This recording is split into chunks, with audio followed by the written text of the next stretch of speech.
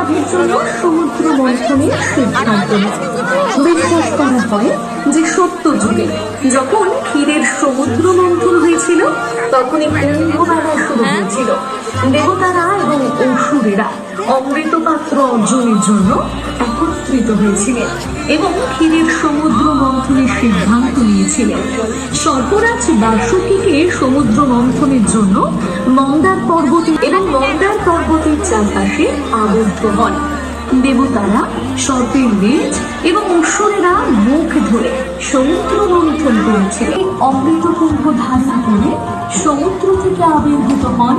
তখন দেবতারা ভেবেছিলেন যে যদি অমৃত পান করে অসুরেরা অমর হয়ে যায় তাহলে তারা যা মানুষের জন্য 12 বছর যুদ্ধের সময় অমৃত কুম্ভ 12 বার চেপে রাখা হয়েছিল।